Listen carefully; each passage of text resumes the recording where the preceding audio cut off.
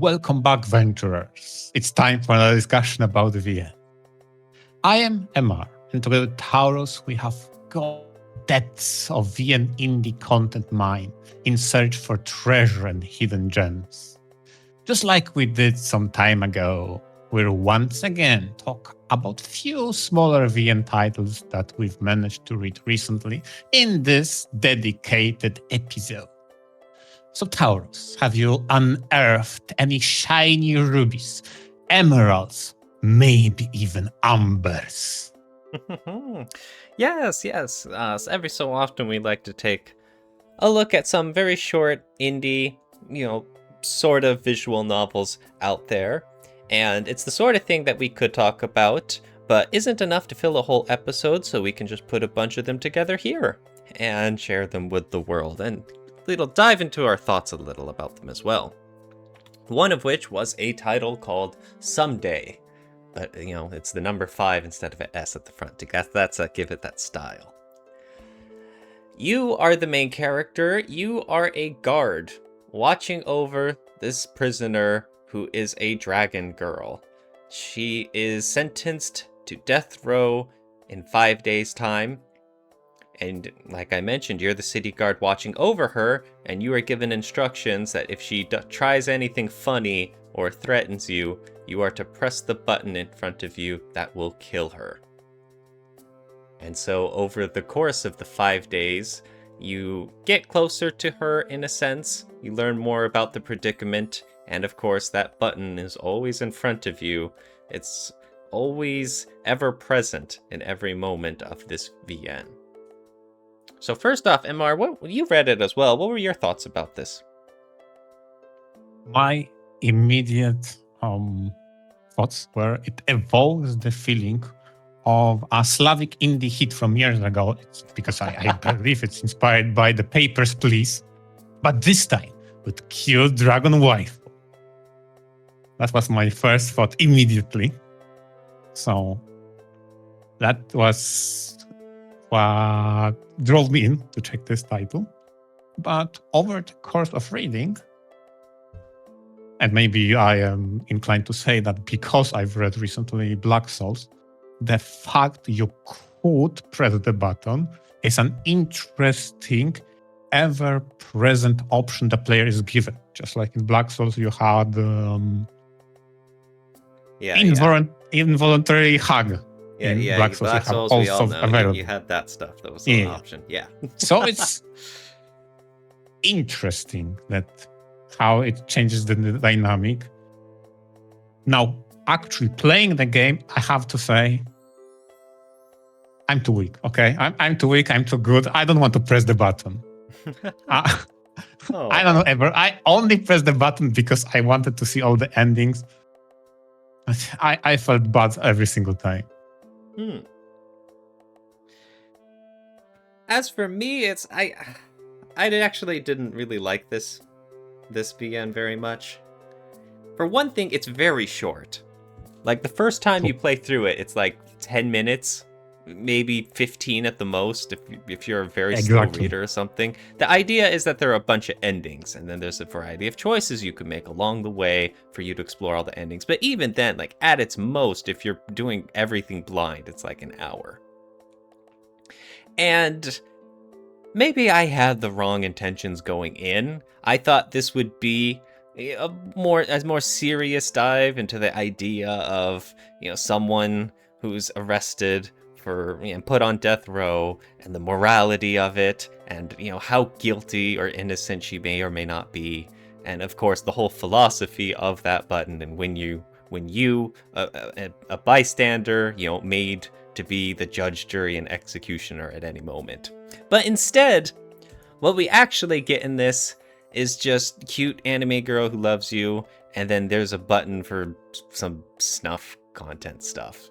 It's like that's the two sides of it. It's like, oh, the happy goodness or the evil part. And it's like, it felt very artificial to me. I know there were emotional moments in it, but it felt very simple to come across. maybe that's just the idea of the VN. Like I said, it's very short. Maybe I just went in with the wrong expectations of it, but it was hard for me to take much of it seriously one way or the other. You know what? Recently, we've talked about Criminal Border, how you need some bigger setup, right? And obviously, I understand this title is very short, but even in such a short title, the one criticism I would leverage here is I wish there was something more to the investigation of proving her innocence other than, oh, let me look into that. Anyway, it's done. Like, what? Can we not even show it in some way? There's some cool stuff that happens off screen, and I'm like, okay, well, that's kind of the interesting part here. Exactly. Like, I don't know, would that take too much agency from the player if I would do the investigation and based upon whether or not I do a good enough job, I will contribute to her getting released and or proven innocent? Mm-hmm. Or something else. Comparison to if I screw up the investigation, so I would have good intention, but I couldn't prove innocence. Mm-hmm. But instead, what we have is the protagonist declares, I'll look into that. Next day, I looked into that. I'm like, what the hell happened? Can we hear more about that investigation? Mm-hmm. That's my real gripe. Yeah. I mean, it's nice. It's a short title. It's nice for what it is. I really wish there was more to it, though. And that kind of really drew it away from my my praise. Well, let's be honest, it was very cheap on Steam, so yes. I don't hold it too much against it for being what it is. I enjoyed the two variation of the good route they had, and all the evil and or neutral routes were like, no, that's not me. No, I'm not pressing the button. Nope. Aww. Nope. Well, anyways, what about another title we read? Okay, so the second title I've prepared for this is What Happened to Squad 7. So speaking of me being weak, I've been approached by the developer of this title on Discord. And after being tested, I said to myself, okay, I'll look into that. And honestly, when it comes to indie VMs, I tend to avoid demos because the only available version of What Happened to Squad 7 at this moment in time is demo. So I can't really speak about the story. But from what I've read, I have quite a bit of technical problems. But okay, setting that aside. Uh-oh. What Happened to Squad 7 is the military story.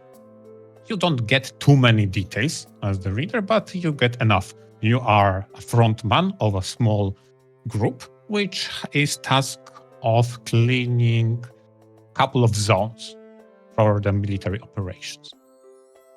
You are presented the protagonist as someone who like to hesitate or maybe question the order rather than ruthlessly execute them, which is honestly a very interesting hook for the title, because the small squad you are part of consists of a very hot-headed commander and a very meek medic. So there is an interesting balance of you are somewhat decisive if you decide, but you have enough hesitation to enable player agency. But on the other hand, you have hot-headed commander that if he says go, you go immediately. And you have the medic that she's more empathetic and more slow to anger and action. Okay, so that takes for a good story. And like I said, since this is demo, I don't know where this is going. They ended on a somewhat of an interesting hook in the story. I don't want to go into. The whole demo takes about half an hour. And it's short and sweet. It's interesting slice of things to come. Okay, that's what a demo should be about, right? Exactly. So it's fine. I'm not sure if it's from the start or is the demo or some sort of a slice from the middle. I have no context, honestly. But it's nice for what it is. Oh, now, for the things that irked me, and most of those, if not all, are technical.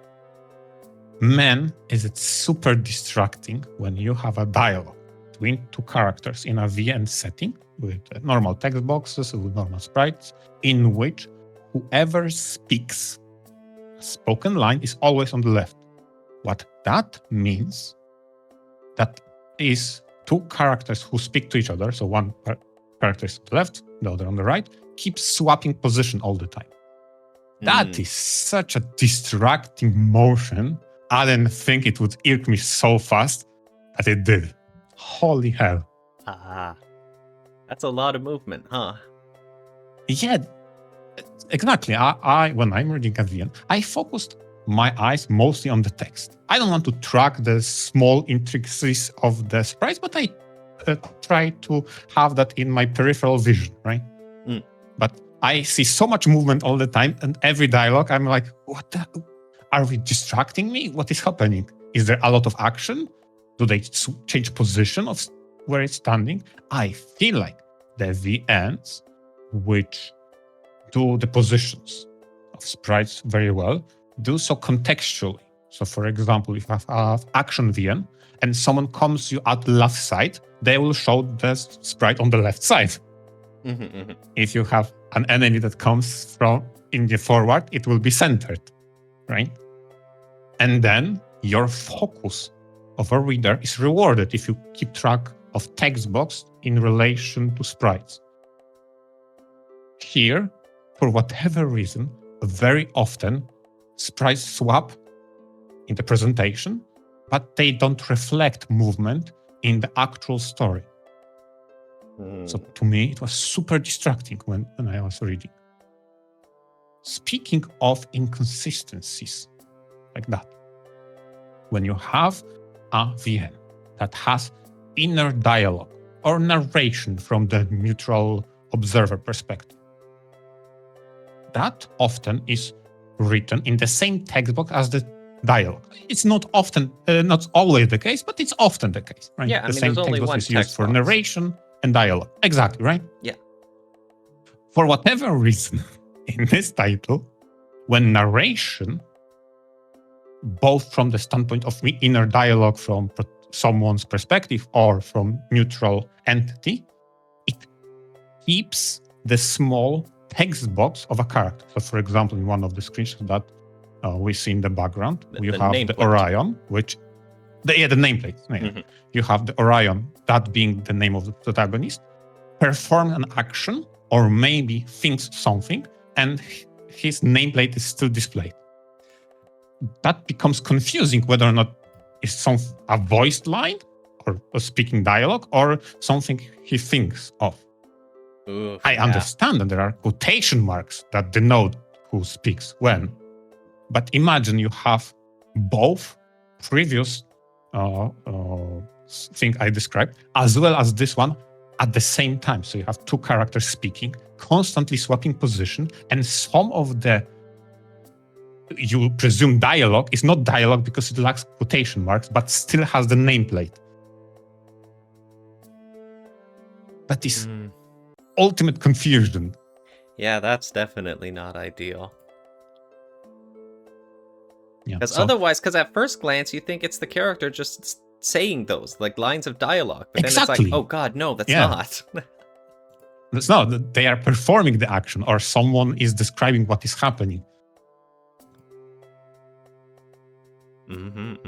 So those two things really irked me really fast when reading that VN.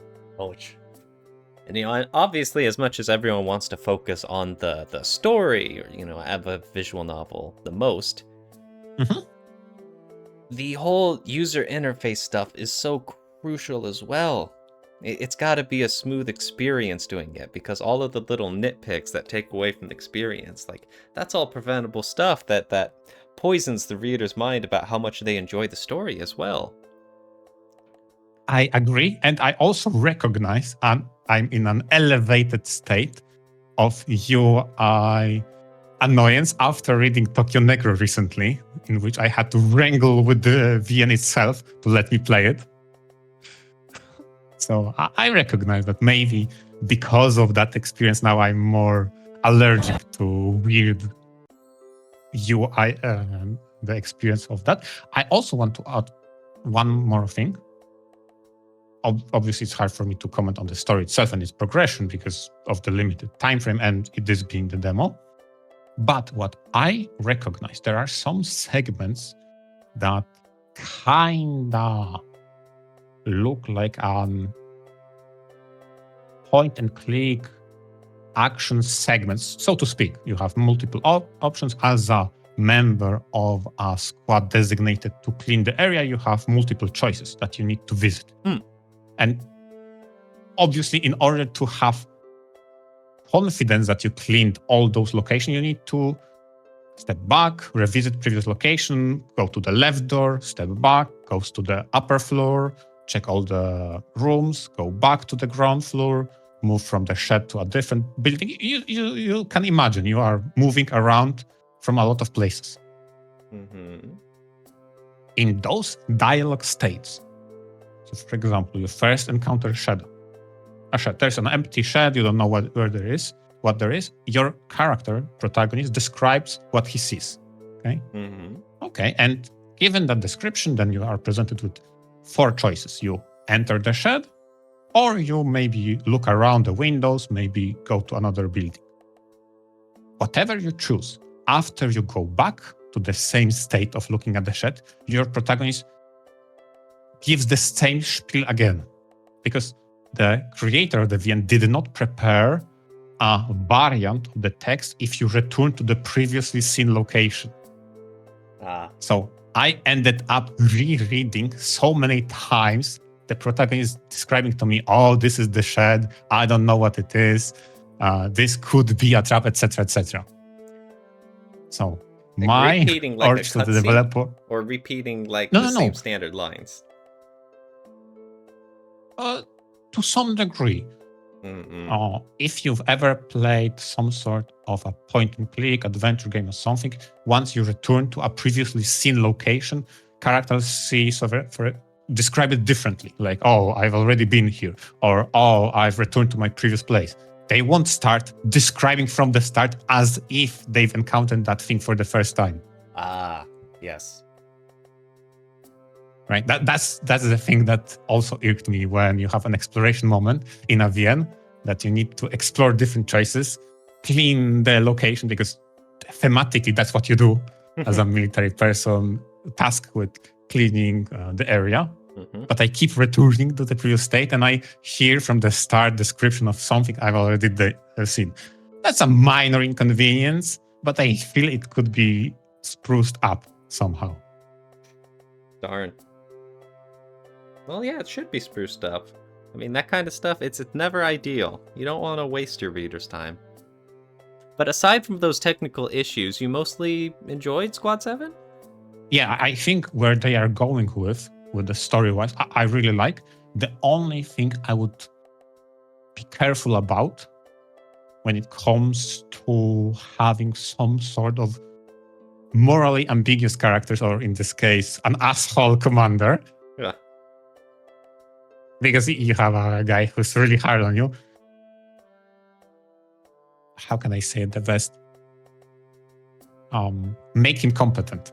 That's the important part. Because if you make a story in which that person is incompetent and amoral, that's too easy. That's too basic. But if you have someone who doesn't gel with your idea of morality, but has results to back it up, that makes for a moral quandary. And I think it works better in those military stories.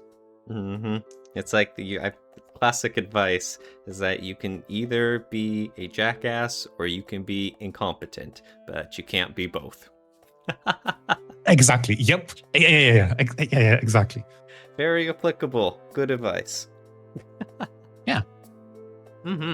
Okay, so what have you brought But was. aside from that, and you only checked out what happened to Squad 7 in my case, but we both did read a title called Awaken Infinity. And this is an interesting little sci-fi visual novel. It kind of, so all of these I hesitate a little to call them visual novels because this one especially feels more like an RPG Maker game.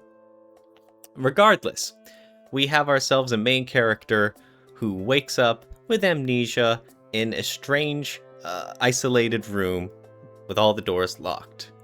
And it's up to him to meet this AI assistant who seems to know a lot more than she's letting on, and find out the truth about the place. It's a sci-fi title, so of course there's a lot of interesting twists along the way about their environment, about the people involved, about what's going on. To be honest though, I didn't really care for this title. It really shifted gears often, and it felt like the sort of thing where they had a very pressing issue that they needed to resolve, and that was the crux of the issue for the next, 30 minutes of story. And then events would just kind of move on to the next thing, and everything about those previous, 30 minutes of info dumps is now completely ignored. It felt a little unjarring? Oh, yeah. Distracted, sort of. And it made me hard to figure out where this plot was going, of like what the end goal of this title was, what they're driving for at the end, which is weird because go for it, Amar. Kind of incongruent. Like, what are you building into? Exactly. I feel like when it comes to this title, specifically at the start, I was like very intrigued that you have a story that tries to sell itself some sort of horror-esque, kind of reminiscing of the first Alien movie, the Eighth Passenger of Nostromo. You have a very limited amount of people. You have some foreboding thing. In this case, obviously you are alone. There's things happening and you are trapped. What is going on? And you slowly try to outmaneuver your AI who keeps you company. And she keeps saying like, oh, if you leave your room, you'll die. Something like that. Ultimately, like you mentioned before, once you get over the hurdles, this is not true. You are not in immediate danger. There are some lingering dangers, sure, but the immediate danger is not to the same degree as was described at the beginning. Mm-hmm. The more I've read this title, the less engaged I was with this, sadly. But the start got me pretty hooked. And it kind of reminded me also of Hate. Serious Hate. If you remember, that's the analog a Hate story, for example, in which you need to discover what happened in a derelict ship. This was not that far off. Okay, I see it. Yeah, the whole sci-fi stuff, AI. Exactly. You have programs. Some sort of derelict ship, or because you don't know what it's really for, you try to understand what it is really for, and then it shifts gear from you being stranded in space to some odyssey into some love romance story. Like, what is going on? That was quick changes. Yeah, by the time we get to the end, it's like, apparently this was a love story all along. And I was like, what the heck? That is not the feeling I got. I had no real emotion into it. In fact, the mystery had kind of died away. The horror stuff, like you mentioned, faded away pretty much immediately after the first chapter or so. And by the end, it was just like, I feel like this was just a lot of sci-fi info dumps. I don't know. It felt like from horror to a long, how can I say it? Long journey ahead and how to fix the current broken situation. But let's turn it into slice of life. Life for two characters who kind of develop maybe something to each other into, it's 30 minutes to die. So you need to act now. Like, what the The gears shift so fast in this title. Yeah, it's mostly I just didn't feel like there was a straight backbone foundation to this story. I think a lot of the pieces were there. I think it had a lot of promise, but just fundamentally, it kind of needed to get its ducks in a row. But it was still okay. It was still interesting-ish to read. Yeah, I agree. It was interesting-ish. I wish they kept the... Are there other people's living and awoken on the ship? And are they psychotic? So should you worry? But that kind of faded away really fast. I wish they kept it more of that suspense, psychological horror. But no. No. That's sad.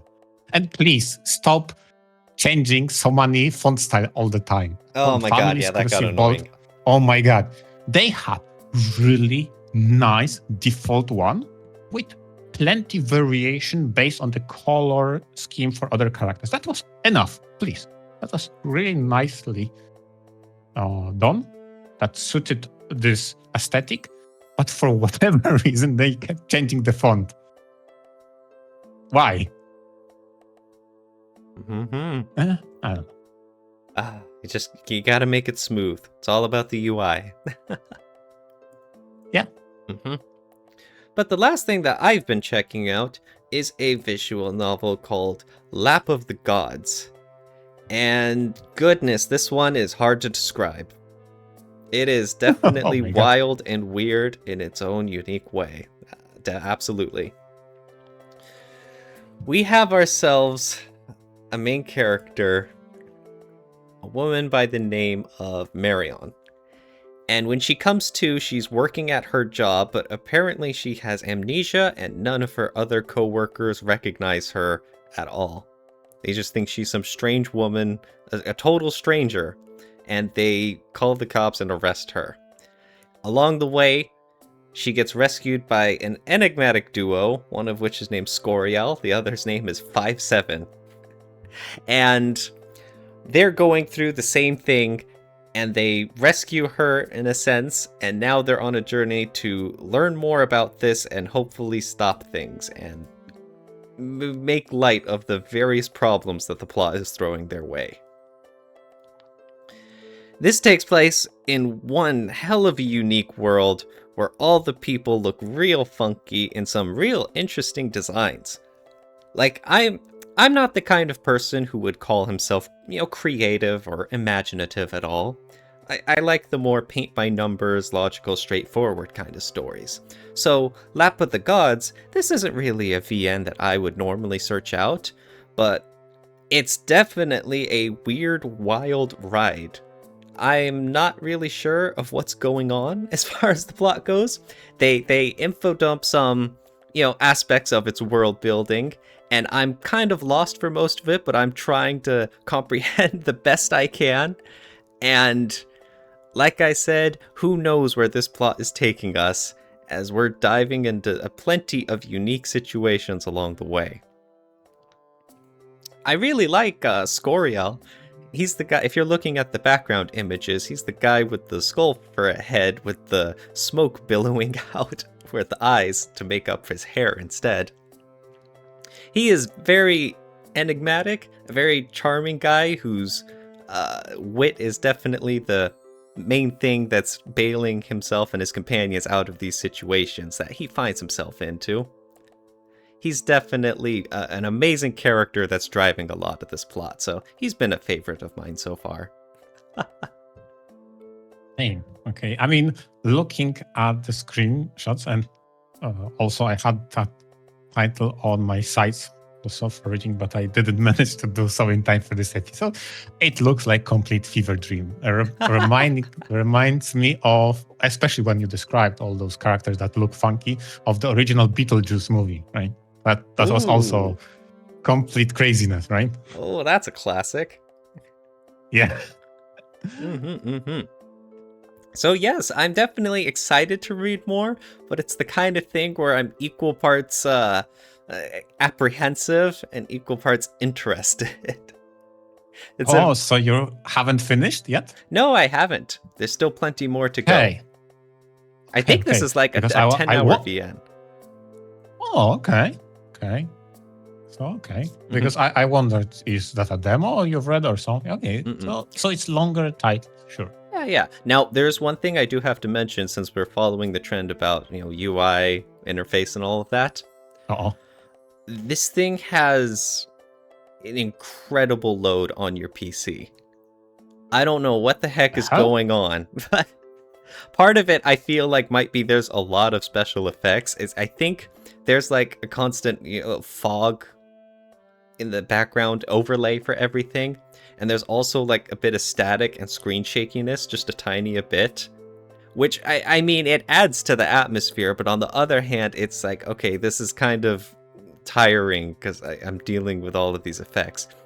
And not to mention, it's my FPS is stuttering at some points in this. Like, it's a visual novel, and I have a real beefy computer. So I don't know what the heck is going on behind the scenes. That's crazy. In this Renpai-based visual novel to make it start stuttering on my computer. I'm like, oh my god. So like I said, I don't know what's going on there, and that definitely is a distraction, but still, I'm still enjoying it and still looking forward to reading more. Okay, so I'll wait for your update on this title, and please tell me if you've mined any Bitcoin with this title. Maybe that's what's doing in the background. No, get that out of here, man. Don't even joke. Okay. Definitely interesting. Super unique. I think that's all. Do you have any closing thoughts? Closing remarks? No. Thank you all, everyone, for tuning in. It's always fun to check out a whole bunch of weird, unique, very indie titles, because I know it's always fun to stick to like the big AAA kind of big production values sort of releases, but every so often you do gotta check out all of the little tiny stuff, because that's often where you'll see some unhinged creativity or some ingenuity, or maybe just a new, bright, unique idea too. So that's always good. I always like keeping an open mind and wide horizons when you're enjoying your hobbies. So this sort of thing is really exciting for me. I completely agree. And for example, even though we had quite criticism for Awakening Infinity, I definitely liked the title and the way it tried to go for with its story and presentation. I like. And maybe next time they'll do a better job in which we just can't stop praising it for that. Okay. So with that being said, thanks to all our listeners for listening in, and please tell us in the comments what small VNs have you read recently. VNture out. VNture out.